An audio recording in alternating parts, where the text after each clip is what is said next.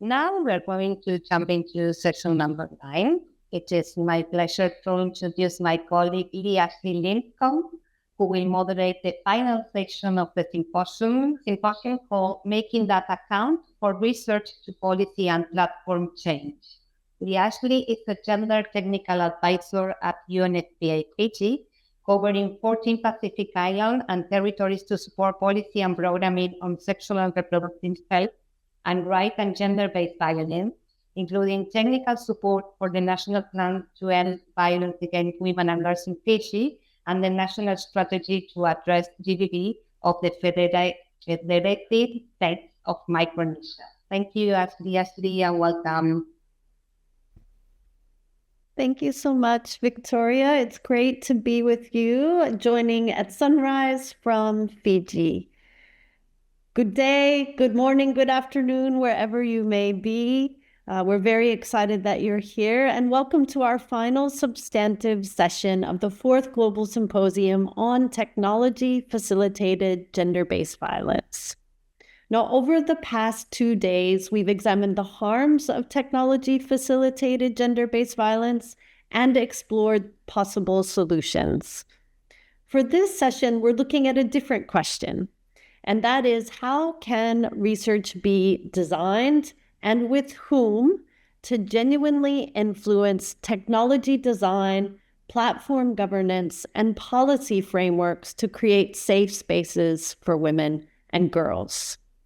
Now, we know that research on its own does not shift systems, but how it is framed, who is involved, and whether it anticipates technical and regulatory practicalities determines whether or not it can really make a difference.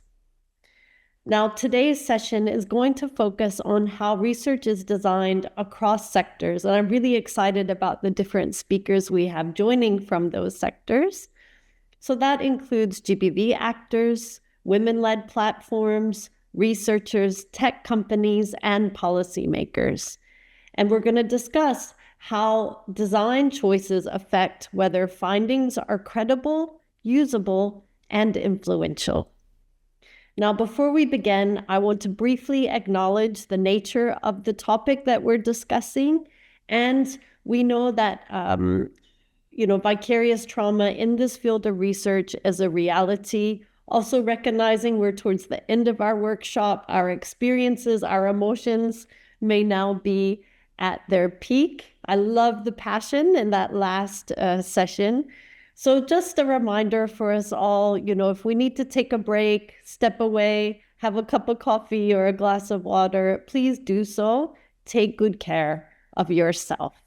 We're also going to put in the chat box a contact in case anyone would like to reach out and find out about support services or just have a debrief and discussion today. Wellness is our priority.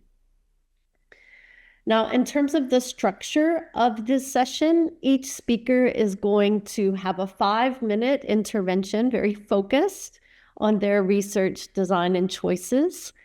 And then that's going to be followed by a rapid-fire moderated exchange across the different speakers. And then we're going to also close with an audience reflection. We really want to know how you're feeling about this topic. So to set up that reflective space, we want to start with a quick Zoom poll. And we're just going to see how you're feeling at this session about this topic and, where you see influence really happening. So let me yes, it is launched. So just take a moment to engage. This is a good wake-up moment or stay awake moment, wherever you may be. And please let us know how you're feeling. What do you think most influences tech sector change when it comes to technology-facilitated gender-based violence? So just take a moment to interact with that poll, and then we'll get started.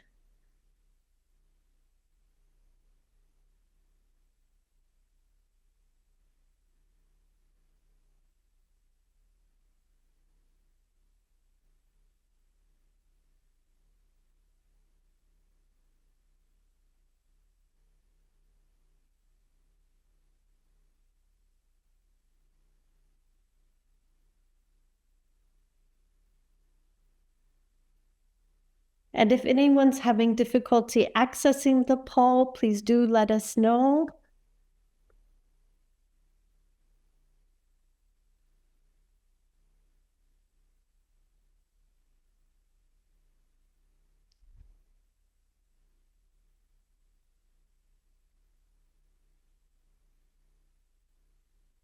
Okay, thanks, Victoria. Thanks for letting us know. I'm going to ask for some tech support. Is anyone else having difficulty seeing the poll? And could we put the link in the chat? Unfortunately, no link, but because it's embedded into Zoom, but I can end the poll now, so everyone should see the results. Should I do that? Perfect. Thank you, Anahita. Okay, great. Thank you so much. Okay, so we see a mix on what we think really makes a difference for change across those different areas: research, regulatory enforcement, media exposure, litigation, data, survivor testimony and collaboration, and of course, combination. Thank you so much. We're going to explore some of these different areas and also that combination. So we're going to check in with you again at the end of this session to see if your thoughts and feelings about what influences change have shifted over the course of this dialogue. Yes, and thank you so much, Morgan. Yeah.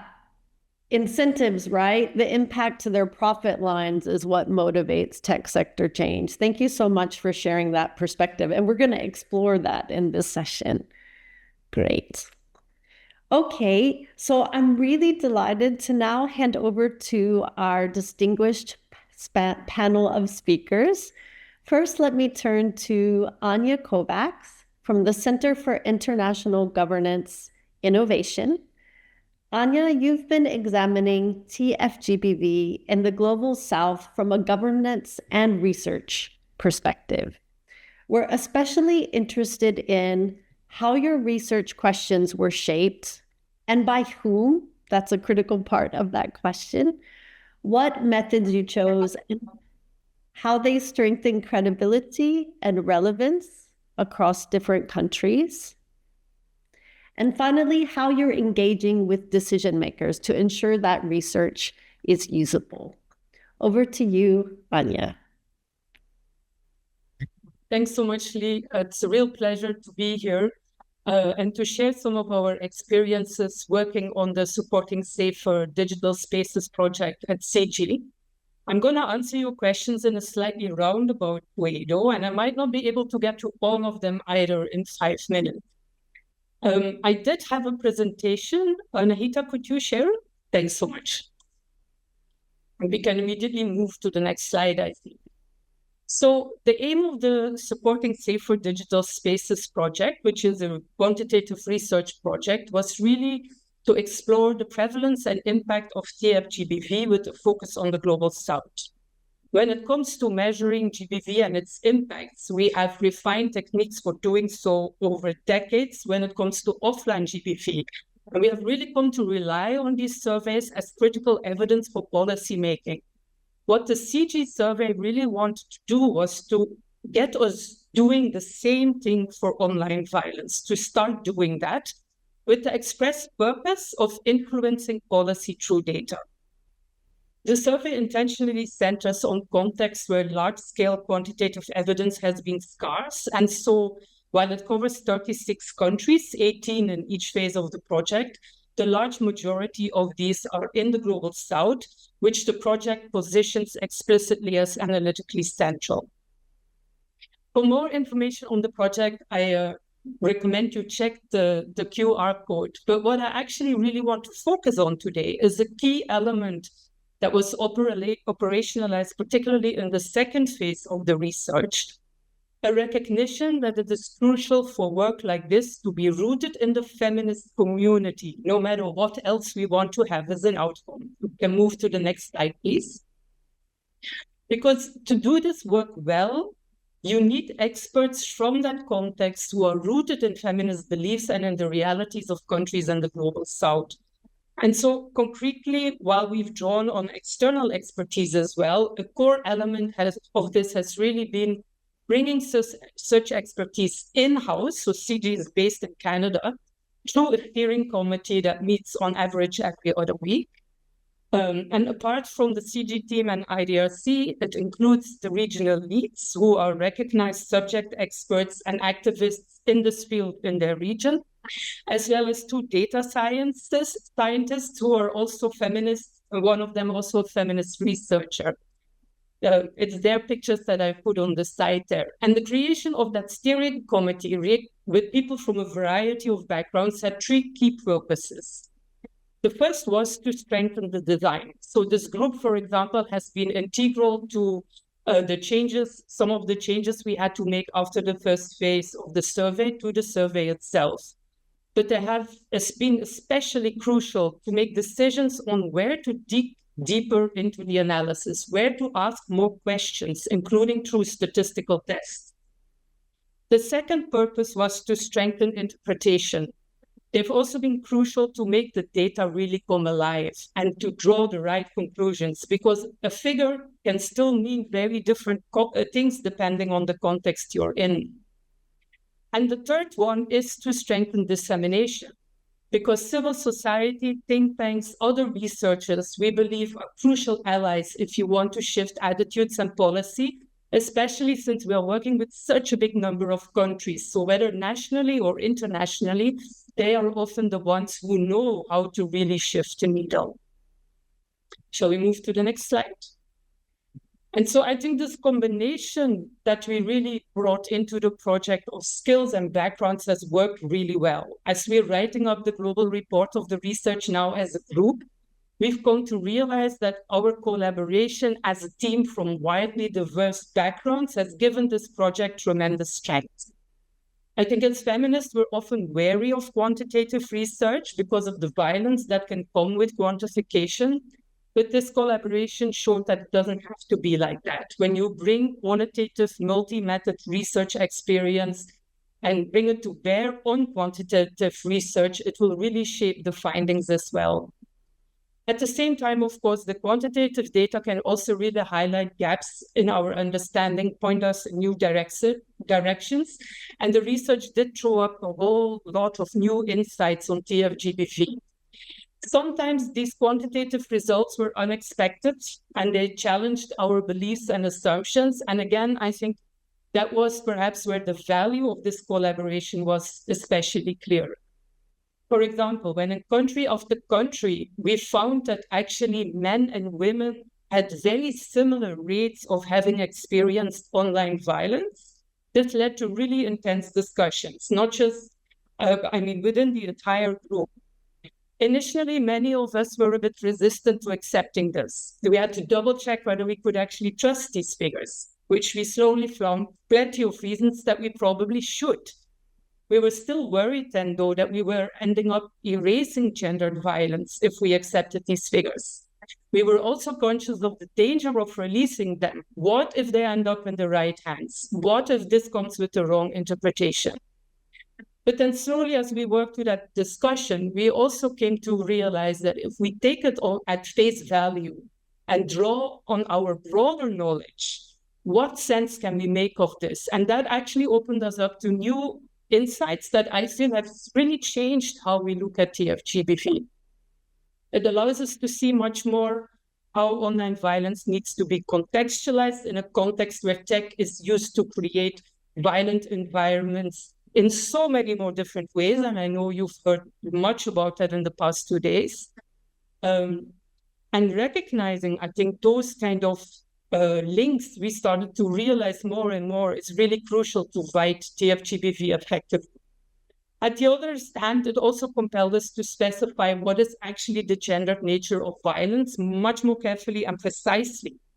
So while that combination of quantitative, qualitative expertise, extensive regional knowledge might have led to really heavy discussions and even disagreements in the group, we didn't see that as a disruption.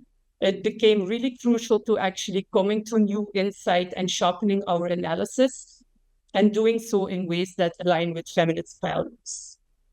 I'll stop here perhaps. I'm happy to answer other questions, though like I said, Leah, I know you have more, but thank you. Thank you so much, Anja. Yes, I can imagine, confronting those results and how with that steering committee, it really created a space for that active dialogue. And I appreciate how you provided those profiles. It's not just having a steering committee, but the principles behind the operations of that committee. And also, being very intentional about the choices and the intersectional profiles there. Thank you so much for sharing that experience. Now, I'm going to turn to our next speaker, Alia Al-Ghussain from Amnesty Tech. We're very excited to hear from you. Alia, we'd like you to reflect on how the research questions were shaped, particularly in collaboration with affected communities. We're very interested in how you did this community-based research. What choices you made about methods that strengthened the credibility as well as the defensibility of your findings, and what made this research actionable, whether that's actionable by platforms, policymakers, or civil society. Alia, the floor is yours. Thank you. And thank you so much, everyone, for being here. It's really amazing to see there's 102 participants on the call. So my name is Alia. I'm the interim head of the Big Tech Accountability team at Amnesty Tech. And I'm going to speak about my experience doing some research last year into TFGBV affecting the LGBTI community in Poland. And that research was looking specifically at X, the platform formerly known as Twitter. I also had some slides, which would be great if they could come up shortly.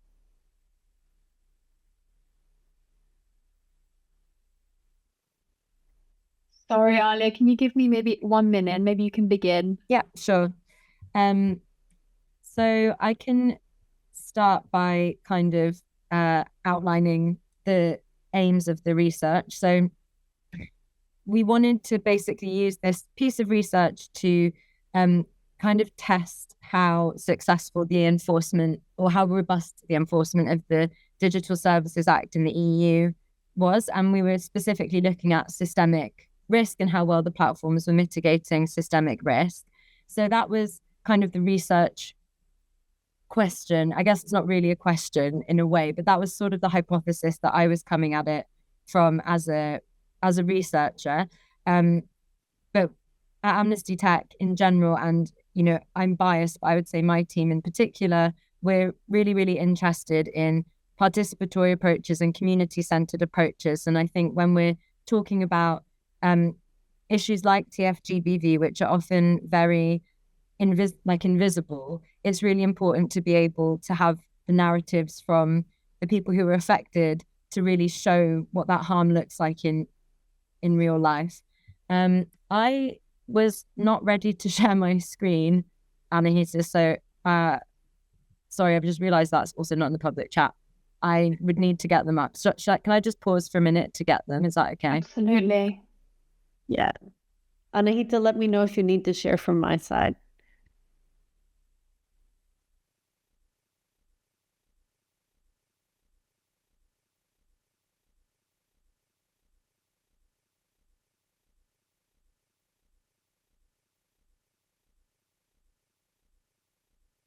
Sorry, just getting them up.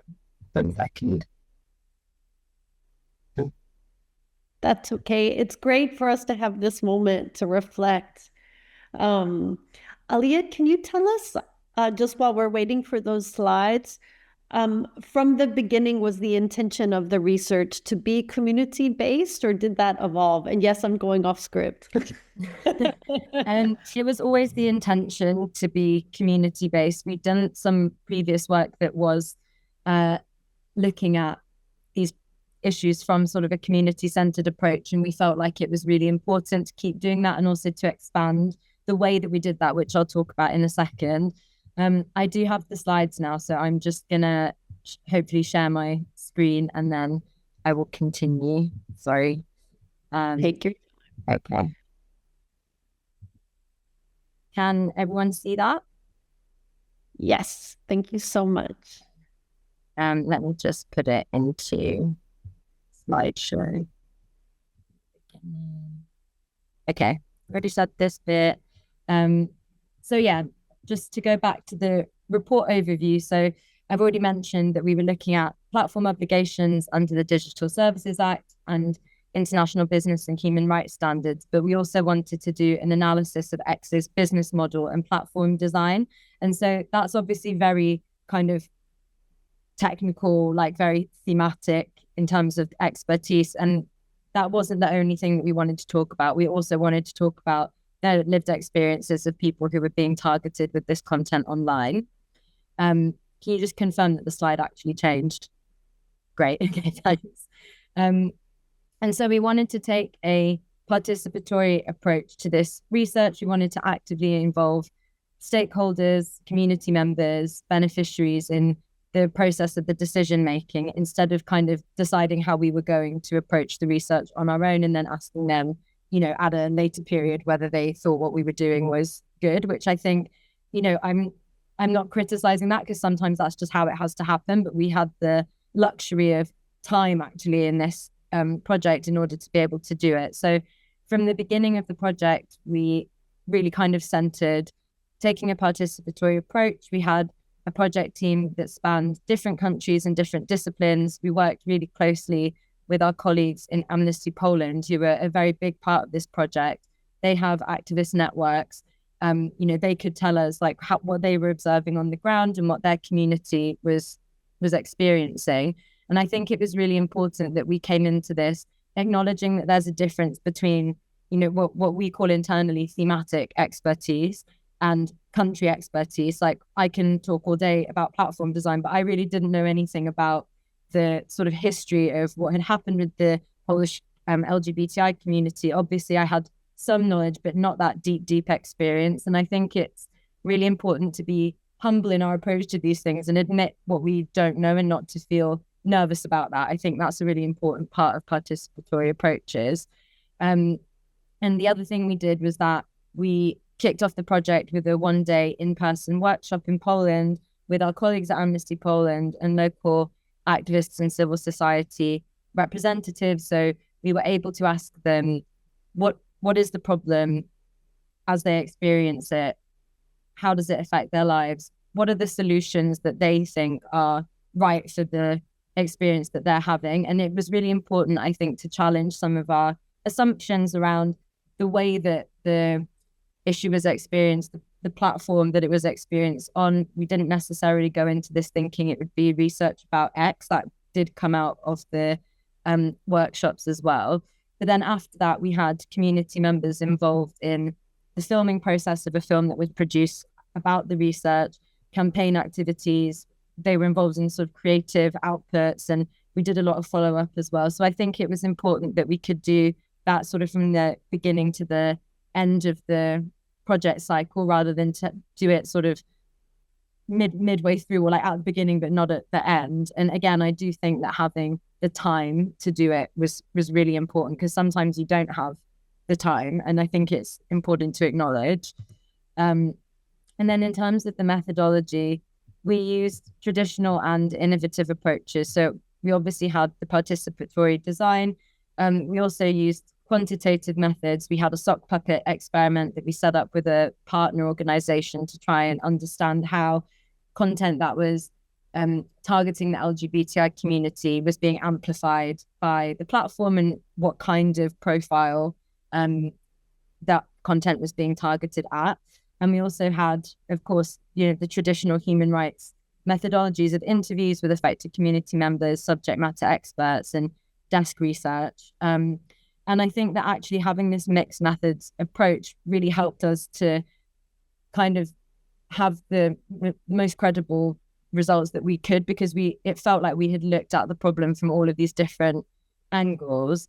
And I would also say that one of the things in terms of the defensibility of the findings is that we were also quite open about what the limitations were. And I think that was particularly important with the quantitative methods. Like, we didn't necessarily get all of the results that we thought we might. And I can kind of talk about why that was maybe a little bit later after.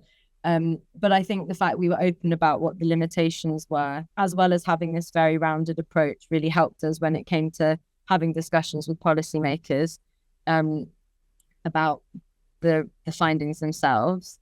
And then finally, in terms of the actionability, so this research was really taken up by Amnesty Poland to push the Polish government to transpose the DSA, because the government actually still hasn't done that. And so that's a big limitation in terms of getting any remedy on the national level. And the fact that we were able to use participatory approaches and human stories helped make what was really quite a technical and sort of like policy issue become a human issue and link into all of these other social justice questions that were happening in sort of Polish society at the time. And I think that that's really the beauty of using these approaches, is that actually it means it's not a single issue anymore, it's everyone's issue, and people can really see how it connects to their lived experiences.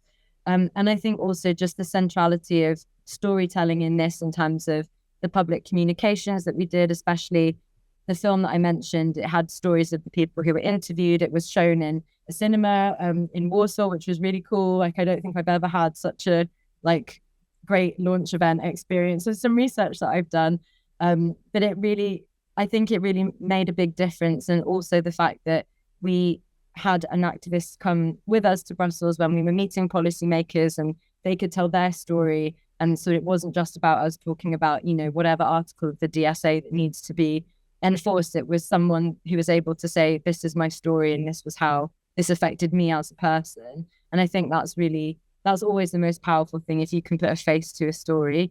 And again, the combination of the quantitative and qualitative findings, I think, mean that different people can use different aspects of the research to kind of do their own advocacy. And we found that to be really a successful method of trying to use these two things together. And I think it's something we plan to do more of in our research. So I think that's everything from me. Yes, it is. So I'll stop sharing my screen. And thank you. Thank you very much, Alia. Wow, you've really inspired me. I mean, there's so many things we love about that research. First of all, really explaining to us how you contextualize the research. I think this is something common, but with TFGBV, we're working with global platforms, this intercontinental space. But thank you for reminding us we need to really contextualize this, both in terms of the experience of different communities, but then actual national context. So thank you so much for that. And I also love, I think as researchers, there's this tendency to be KII check, focus group check, community consultation check, but you've shown how to make that not be just compliance, but meaningful. And I want to see the film, as I'm sure everyone else does too. So thank you so much for sharing that research experience. And we look forward to hearing more about it. Now let me turn to Diana Letian from the Women Human Rights Defenders Hub in Kenya. Diana, working alongside UNDP's e-Monitoring Plus initiative, you bring the civil society implementation perspective. We'd like you to reflect on how monitoring tools are built with defenders, how you ensure quality and credibility in documentation, and how monitoring data is translated into protective or policy action. Over to you, Diana. Thank you, Leigh-Ashley. Hello, everyone. My name is Diana, as you've heard, and I'm delighted to be here this evening for me, and for some it's afternoon. Leigh-Ashley, I can share my slides, and even as they are coming up, just in terms of introduction, as you correctly say, we are currently implementing a project as the Women Human Rights Defenders alongside UNDP, working as UNDP's implementing partner. And this is just lifting off from where, can you see my slide? Thanks. So, yeah. This is picking up from where my fellow colleague has just left off, and is more or less looking into the practical bit of tracking TFGBV, and I'll be tackling monitoring data in practice. And when Alia was talking about the research methodology that they have, and I thought then this is more complementary looking at now how we do TFGBV tracking in practice. So the platform that we're using for this is the eMonitor Plus, which was developed by UNDP, and the platform does a lot more than just collecting data, as you will be seeing as I go through it, but it also provides information that we were missing. It provides early warning systems, and all that. So the first question in terms of how the monitoring priorities were shaped by the realities of women defenders, the first thing is to note that it is the actual lived experiences that led to the development of this, or just contextualizing it. And one is just in appreciating that even digital risks then manifest to physical harm. So that was one of the categories that we took into consideration. And looking at the consistent online harassment and what it means. And for our context, you'd find that this consistent online harassment then translated into offline. Then the second bit was in gendered and reputational attacks. And here, a lot of smear campaigns were happening, especially for the women human rights defenders, and looking at the cultural context that they operate in. Then this was a space for them to be framed as into different wordings that they may have. We looked at intersectional vulnerabilities, and this looked at, when you're looking at environmental defenders, you're not just looking at one context, you're looking at operating context, if they are from the rural area, if they are working on climate, if they're working on land, if there are cultural issues around land ownership and access to land, then that also then brought it into context. We looked at politics and conflict triggers. A lot of our conversations around environmental and land issues are politically motivated, and this then led to that. I have a screenshot here of the system, and just you can see from the bar graphs that stereotyping, when you're talking about reputational attacks, then is leading. Then how was the tool designed? I think one of the fundamental things was the tool combined AI and local language.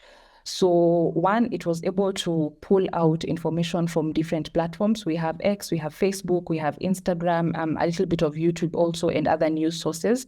So the information is drawn from all this. And then we used queries, we used keywords, and I have a screenshot of the keywords that we were using. And these keywords were a combination of either the defender's name, one of the defenders that is very active, or active in that particular field. And then we also have now the keyword that we are using. So when you're using these keywords, it's not just in English, but also bringing in the other local languages. Kiswahili is one of our functional languages, but then we also have our other indigenous languages that are also used within this space. So that also took into account. So you'll find words that are in Kiswahili, words that are in our other languages, but then the system is able to pull that because we had this as a keyword. Then the overall system as it was developed, while it is a platform of the architecture of it, the contextualizing it in form of the local languages was able then to be used in different countries. So we are not the only ones who are doing this. We have colleagues from Uganda, we have colleagues from the Philippines, from Indonesia, who are also using the same platform, but contextualized within their own local language. When you're looking at safeguards, one of the things that is critical is we are looking at safeguards and ethical data collection. One is the public data only mandate. The information that we have is not information that we are generating, but rather it is information that is drawn from public sources. So that is that. It is contextualized testing. As I said, we are looking at keywords that are normally used. We are looking at words that are not intrusive. We are not creating our own words just to try and collect more data, but we are trying to figure out what is already existing that we are not getting from. And then we try to balance the balance query rule. So when we are having I stand with Ogiek, for example, I stand with Ogiek is a softer term as compared to others that may trigger the survivors who have perhaps struggled with the I stand with Ogiek. And then trauma-informed labels, we try to avoid labels, but then also one of the key things that we are keen on is on do no harm. And the do no harm here is looking at both sides, the person who's collecting the data, who's reviewing the data, because then the data comes into the system, but also what we are seeing online. Then the final question on how this has influenced advocacy and protection of efforts. There are 4 main things that stands out for us, and one is the evidence-based advocacy. And this really helps us create or get information that we are able to use then to create a buzz around. So all this data collection is informing something. So when we started this process, as the hub, we also did a research around climate laws in Kenya and how they affect the women environmental defenders. And then the data that we're getting out of this system is working hand in hand with this the research report to be able then to engage at the second bit, that is at the policy level, because then at the policy level, one of the critical things we were missing is the protection of women environmental defenders. And then we have movement strengthening, of course, just trying to galvanize around the work of women environmental defenders and just putting in the importance of the work that they're doing. And then finally is early warning and rapid response. When the system picks out information, it also has thematic areas that we can look at. So politics for Kenya is one of the highest ranking topics. So then we are able to see if it's politics, are we looking at elections? What other things are we starting to look at? If it is election election for us and land rights and environment is a key thing, then we know for sure we are going to be able to get a lot of data with regards to that. This is also a screenshot of what the system has. So just trying to help you have a visual feel of the system, but also what the system has been able to do. Leigh-Ashley, back to you. Thank you so much, Diana. Again, just so inspired by listening to this, particularly in the Pacific. Climate is a key issue for us, and I'm really excited about what you referenced on the scalability and how these methods, you're working on in your context, but also similar methods may be usable elsewhere. I also just want to acknowledge your first statement that this is about more than just collecting data. And I loved how you talked about, of course, the ethics behind the methods, but how it was specifically used not to extract information from human rights defenders, but to actually strengthen the movement. So thank you so much for sharing that. And again, I'm looking forward to learning more, and please share any insights you can into the chat box so others can learn more as well. So for time, let me move on now to our next speaker. I'm delighted to introduce Hira Azhar, who is a trust and safety product policy specialist who works at the intersection of AI innovation and digital safety. Hira, we're especially interested in what kinds of research are most actionable for tech companies or platforms, what researchers often misunderstand about platform risk assessment, and what does meaningful collaboration with external researchers look like in practice. Over to you, Hira. Thank you, Leah, for that introduction. And before I begin, I just want to preface the conversation. It has been so wonderful hearing from so many ex-colleagues and people who work in this field, and especially Diana's last presentation on the work that's happening and learning from this research and being able to implement it within the world of safe tech development and deployment. And before I dive into the reflections, I think our listeners and participants here would really benefit from understanding sort of the ecosystem under which product policy or trust and safety mechanisms operate. So by way of, I guess, quick introduction, I work as a product policy specialist within the trust and safety field in the tech sector. In addition to that, advise AI startups within the Swana-MENA region on safe development and deployment of tech. Now, what does that mean for our intents and purposes? That means that I write policy that essentially defines the guardrails under which content that is going to be present on TikTok is going to show up. So guardrails on how content will or will not, or what kind of content is allowed and is not allowed. So drafting community guidelines and policies that operate the back end of the platform. In addition to that, doing product reviews. So that is when a feature product in our speak, so let's say we're on Zoom, how we're engaging, how we're texting each other in the chat function, how we're able to share presentations. And everybody knows that on social media platforms, there is a multitude of features, from DMs to user-generated content to comments.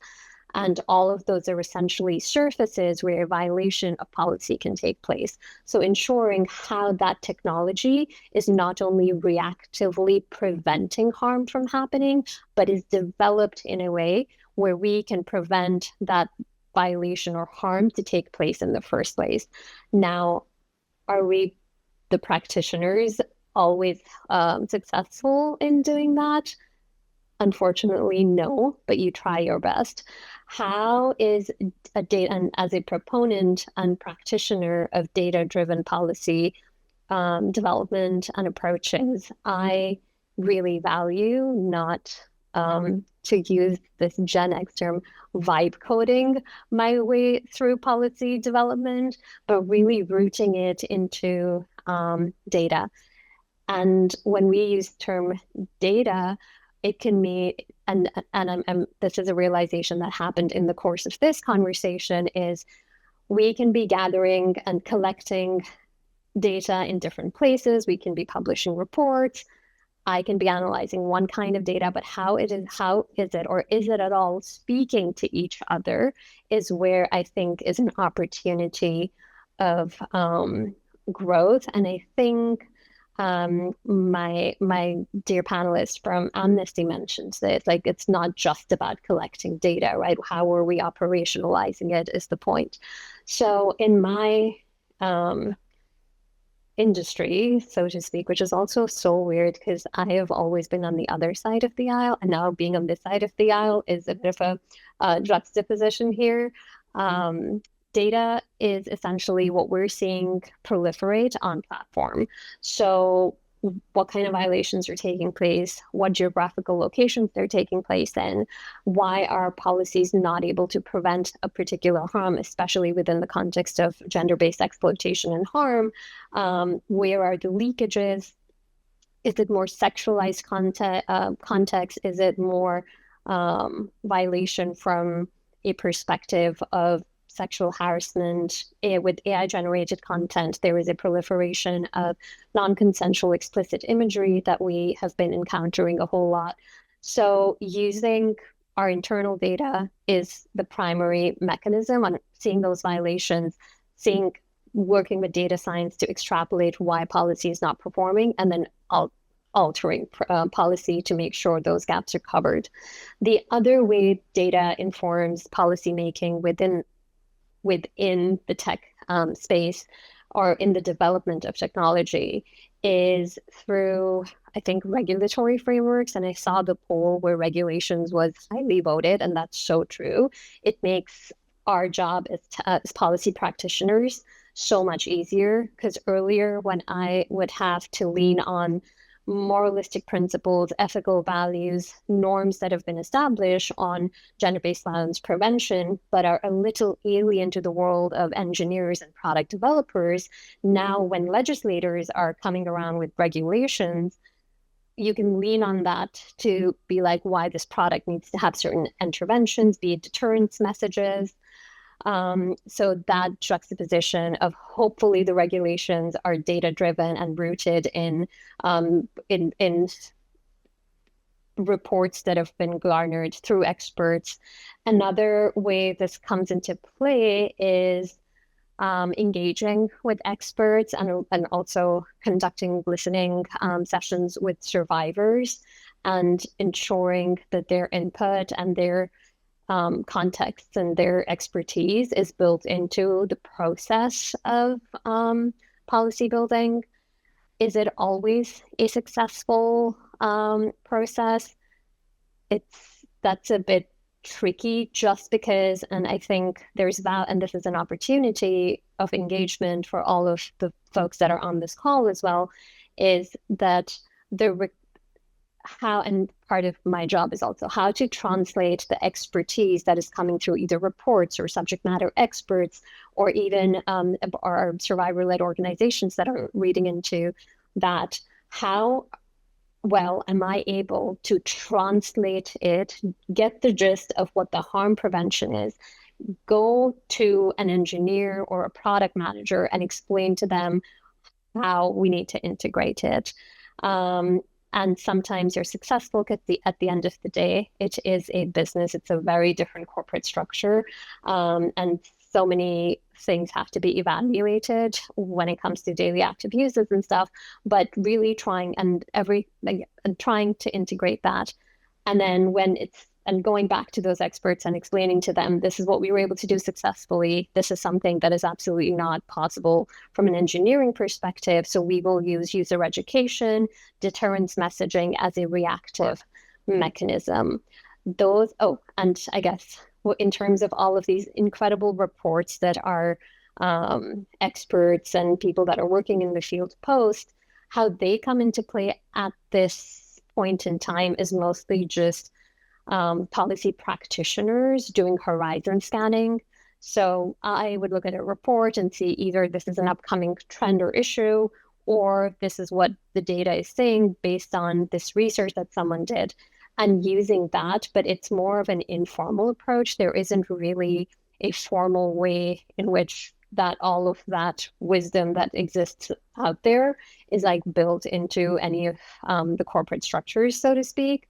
But I guess that's where the gap is, where the opportunity is.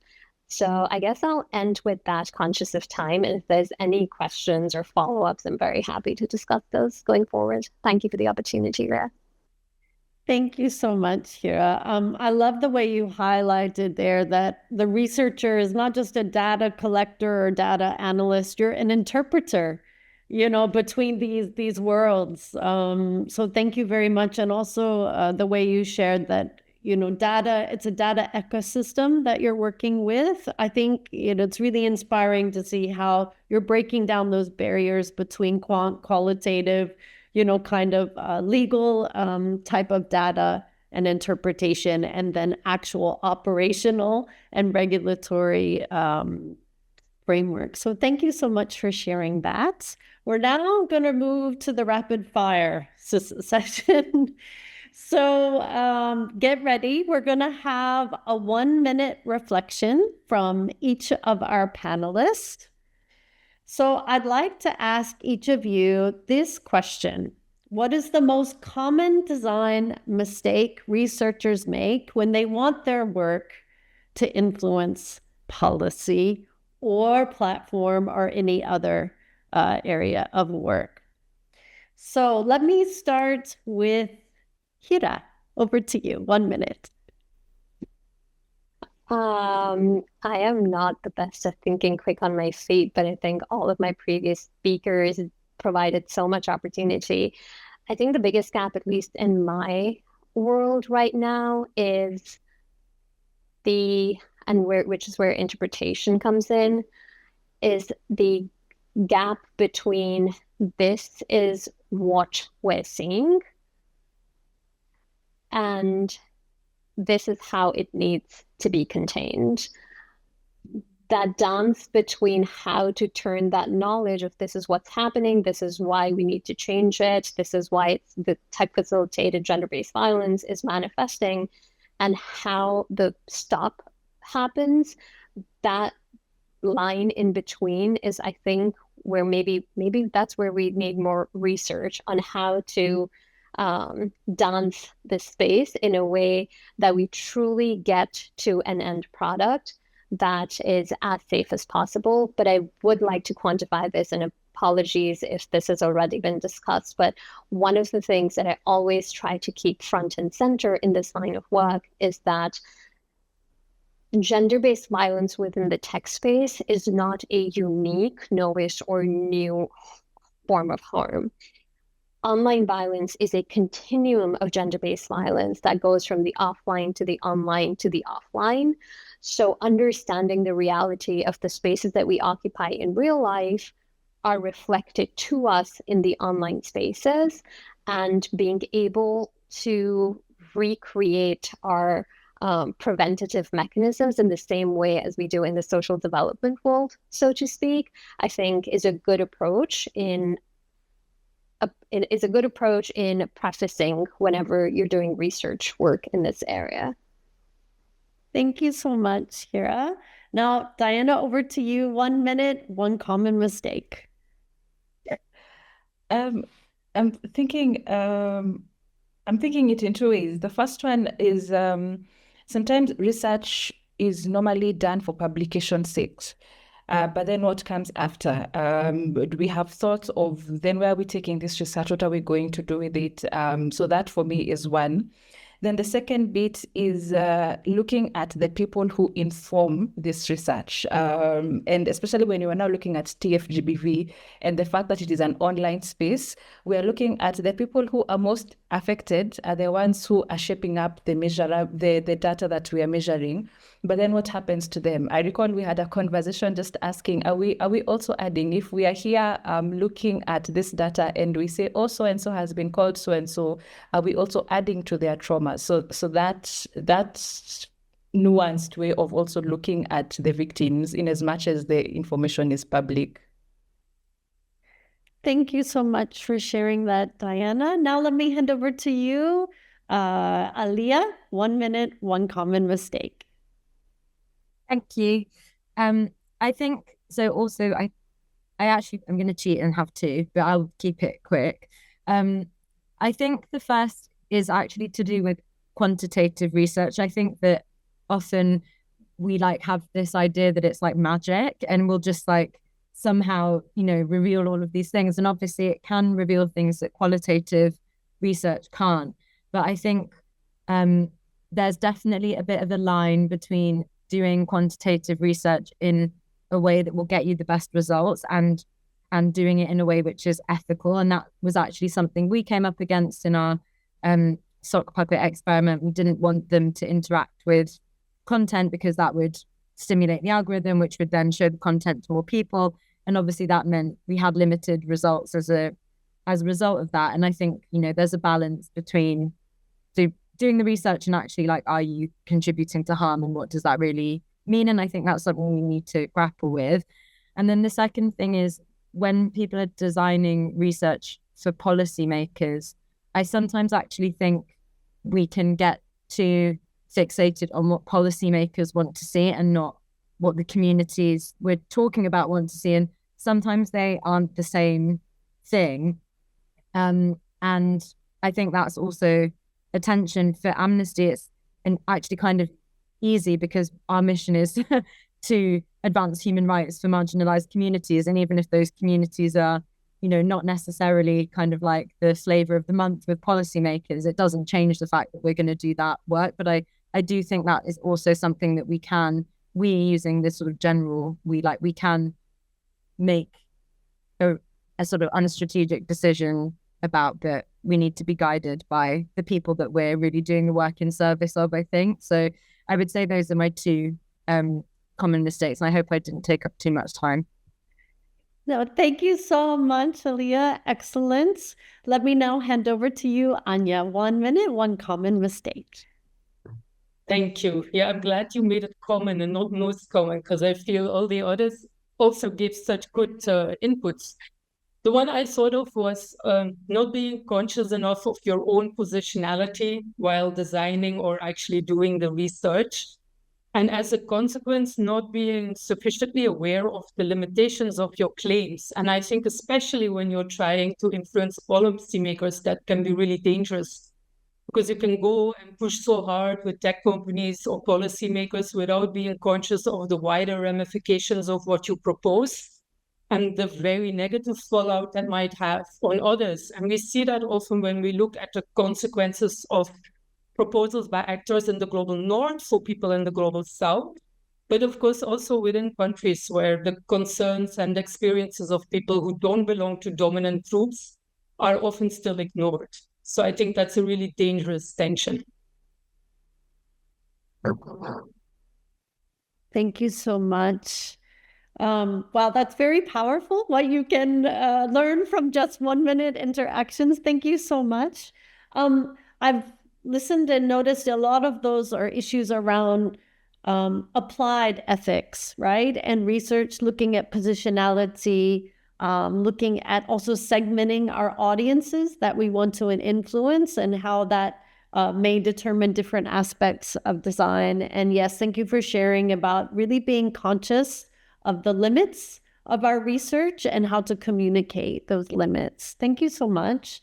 I'm going to drive us a little bit deeper now. Now, this is anyone jump in question. Where does this collaborative methodology introduce risk? And that could be bias or co-option or loss of independence. So the floor is open to our 4 panelists. Jump in. Any takers? Where does collaboration introduce risk? I can jump in if no one else would like to. I think one place where I find it can produce risk is that often there's an alignment between the different stakeholders of what they want, but everyone also has their kind of different objectives or like things that they want to get out of it. And I think sometimes that is a tension and it has to be navigated quite sensitively. Like there are certain things, for example, at Amnesty that we don't speak about for just because we don't have a policy on it, or our policy is that we don't speak about it. And, you know, obviously like people in the real world don't care about Amnesty's policy lines.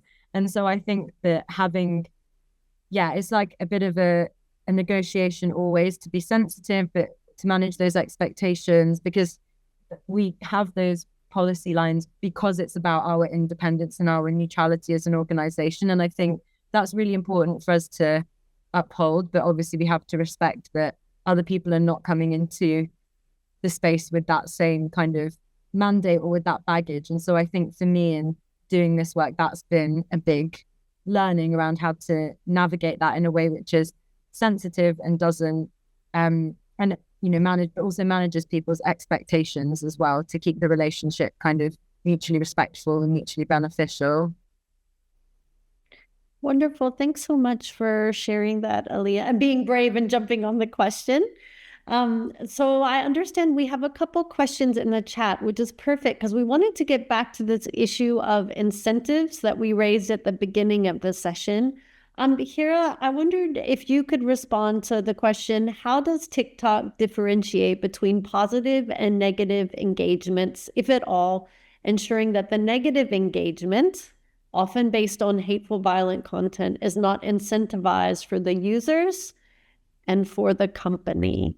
Over to you, Hira.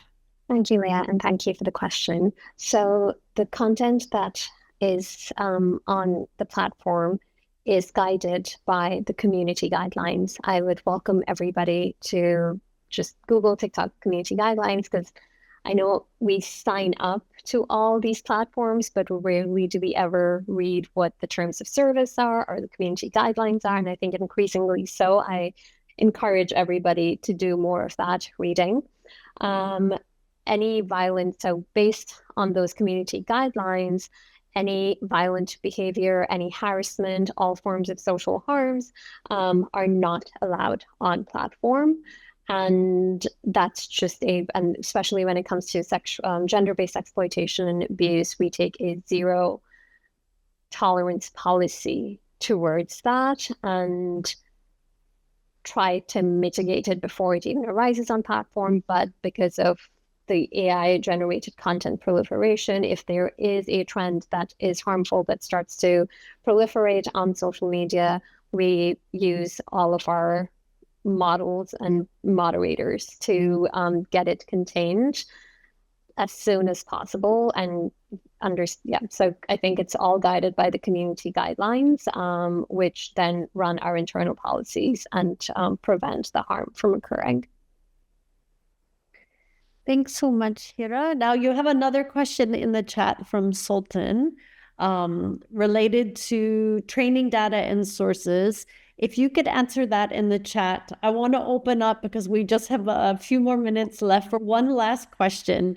But it's going to relate to your question, Sultan. I'd like to see if any of our panelists could comment on who is systematically missing from research design in TFGBV and what does that absence cost us? And how I'm going to link this to your question, Sultan, is looking, for example, is it children? Is it age, intersectionality? Is it others?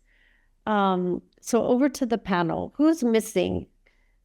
And what is that really costing us as researchers and, of course, as a gender-based violence prevention and response community? Any takers on that one?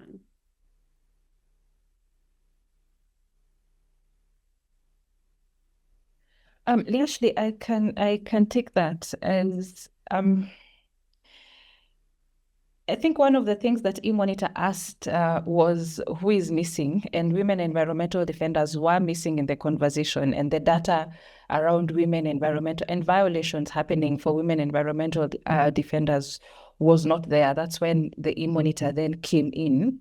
I think one critical group of people who are missing is survivors might be the wrong word, but people who disengage from online spaces. So you've come in, you've been violated, and then you leave. So we miss some critical data then, because then after you've left, we are back to where we were at. We have zero data around TFGBV. Easy to make the assumption that TFGBV is not happening just because we don't have this data or we don't see it. So I think that's a group that we would really just joke around and say, oh, I left X, I was too toxic. But then what does that mean in terms of the data that we are collecting?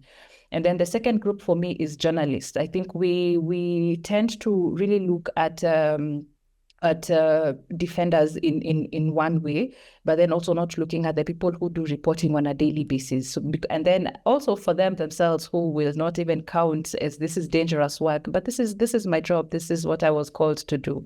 But then there are also some of the challenges and the risks that they face. Thank you so much for sharing that.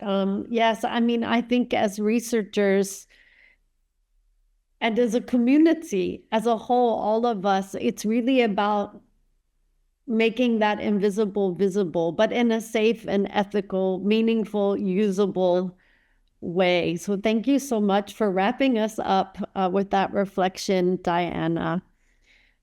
And thank you, Hira, also for responding to the questions in the chat. So now I want to bring us to the audience reflection time. We're going to go back to that very first question in the session. This isn't a Zoom poll. This is time to wake up, stay awake, and write into the chat, thinking back to the beginning of the session. What do you think now is most important to influence change in the tech sector? Is it research? Is it regulatory frameworks? Is it survivor-centered stories? Is it a combo? Just take a moment to reflect, and if you can, share in the chat how you're feeling about this issue. How do we make change? So over to you in the audience. And we'll also type the question in the chat again.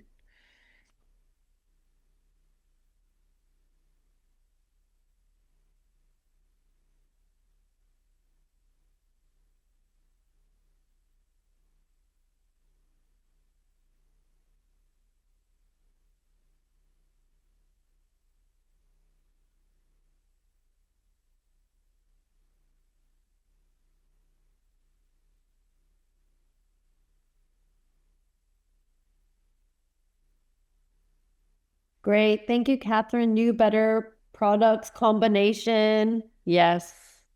And I've just put in the question in the chat. Oh, thank you so much, Maria. Yes, we've truly had excellent speakers.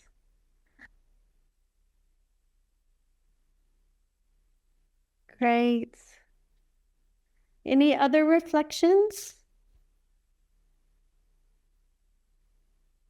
And also, thank you, Victoria, for reminding us about really mapping these interventions. I know I'm going to spend my weekend reading more about all this exciting research. It really has given us such a vision of what's possible and how it's possible. That practical insight is really appreciated.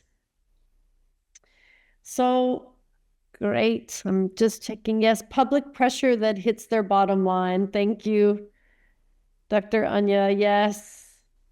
Oh, yes. Thank you, Erica, for putting it. That's what we want. Honest reflections. Right. Honest. Yeah. As I said, it's the last session. We feel our emotions. We feel our fire. And that's a really inspiring place to be as a community. Yes, thank you, Stephanie. Yeah, coordination across all those different sectors, key. Oh, thank you, Tatu. Yes, centering youth in design, law reform, policy making, collaborations. Thank you, Isti. Yeah, I think we've seen so many amazing examples in this session of collaboration. Great. Okay. So I'm very sad that I now have to close this session. Let me just wrap up with a few final reflections or key takeaways. I think we've seen how research needs to be co-designed if it's going to be used. So embracing that fire, but making sure that fire or torch is passed, across sectors. And I really appreciate, again, this idea of researchers as interpreters. We've also learned how credibility comes from rigor, but also how that influence comes from really aligning with the needs of different audiences and the key stakeholders. Particularly, thank you, Alia, for sharing your community-based reflections. Platforms and policymakers need research framed in operational terms so they can use it. And yeah, monitoring and survivor documentation are strongest when it's built with communities and survivors. Really excited about all of that work with the women human rights defenders. And as we've seen throughout, collaboration needs to begin early, but also continue way beyond publication. So making data count really requires more than just producing reports. I think all of our speakers mentioned it's not about publication alone. It's about what happens far beyond publication. And that requires strategic partnerships, entering early and through clear entry points and having that sustained engagement. Thank you to all of our speakers, and thank you to our audience who have remained engaged throughout.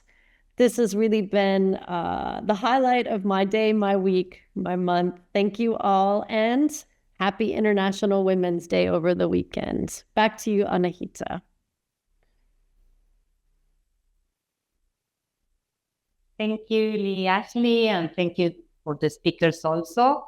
Thank you all for joining us today. Over the past 2 days, this fourth global symposium on TFGBV has made one thing unmistakable clear. TFGBV is not a side effect of innovation.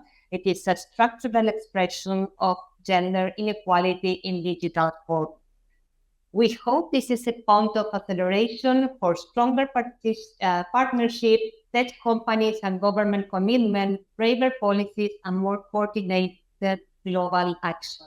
On behalf of the co-hosts, UNFPA, APC, and Global Affairs Canada, I'd like to thank you all for being here today, for your engagement, participation, and interest in advancing collective against TFGBV.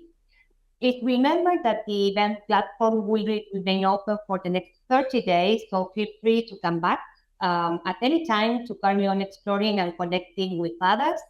And this session recording will be made available next week, so make sure that you come back and rewatch the 10 amazing sessions that we have hosted during the mystic, productive, and enriching dialogue.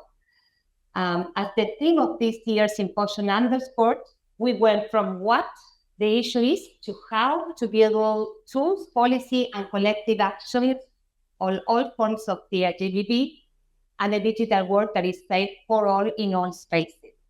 Thank you again, and we look forward to staying connected with all of you in the future. Bye-bye. Thank you.